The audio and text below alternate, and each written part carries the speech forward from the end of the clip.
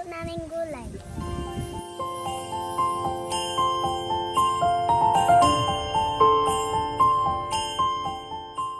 O ito, nakilo na po ang sitaw. Ilang kilo?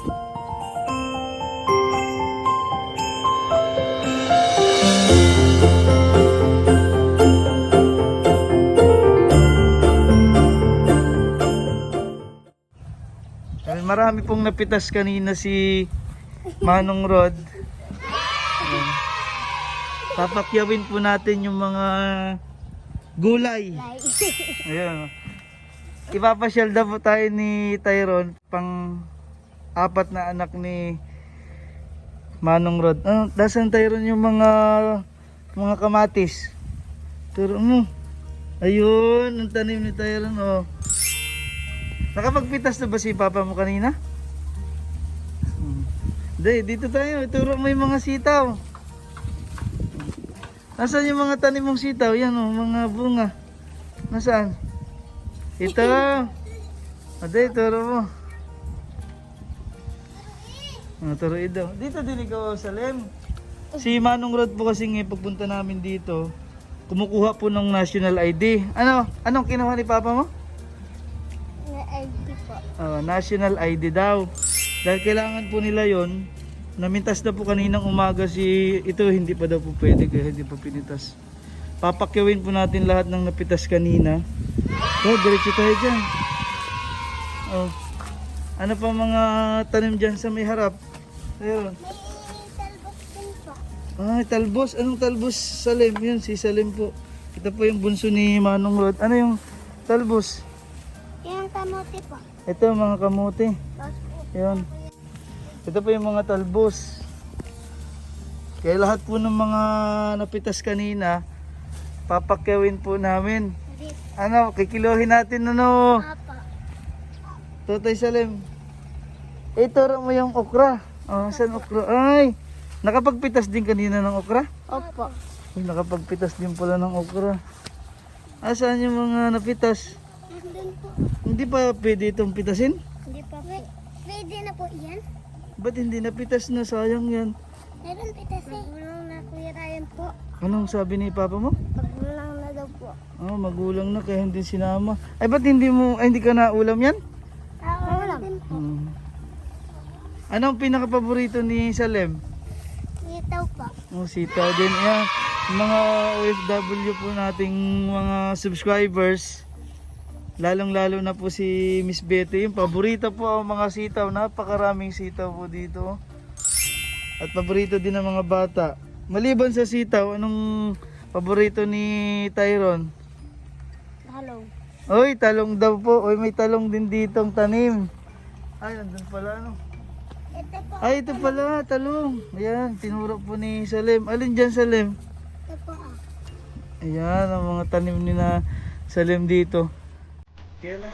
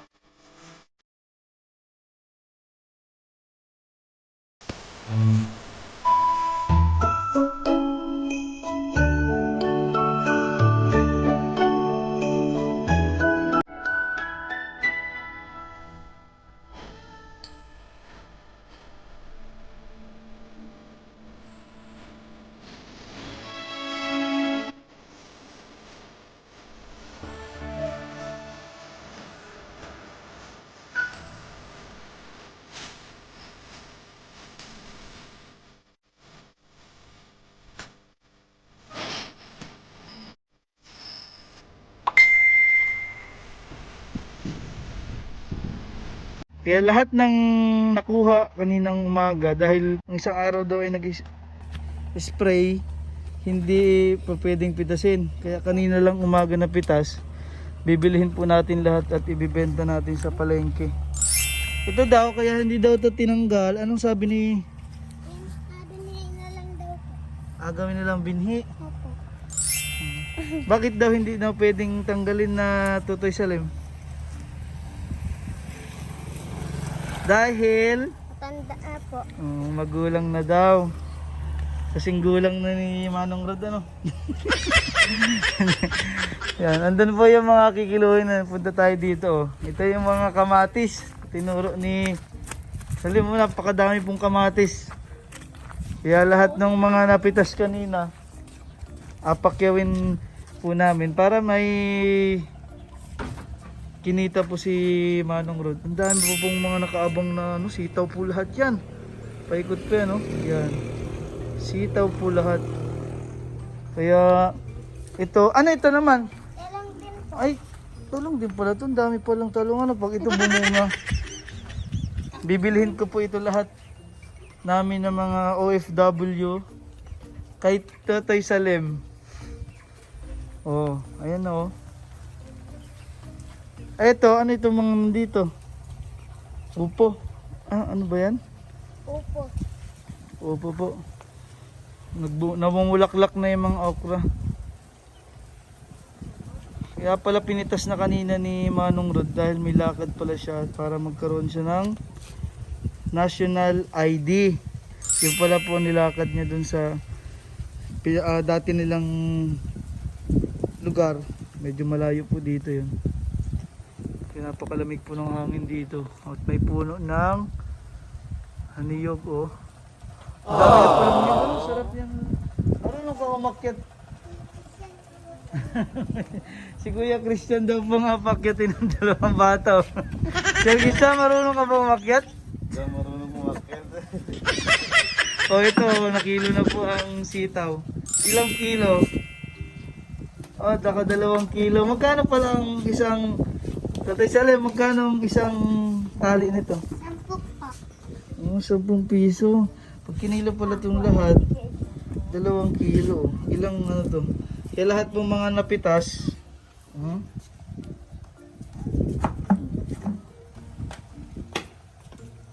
lahat po ng napitas ay bibilhin po natin yung mga sunod na to, mga kamatis.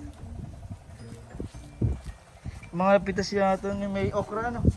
Meron pong okra tsaka sitaw, lahat po ng sitaw pinitas. Yung mga iba na bata pa hindi pa po napitas. Sarap ng hangin dito, Tyron, ano? Opo.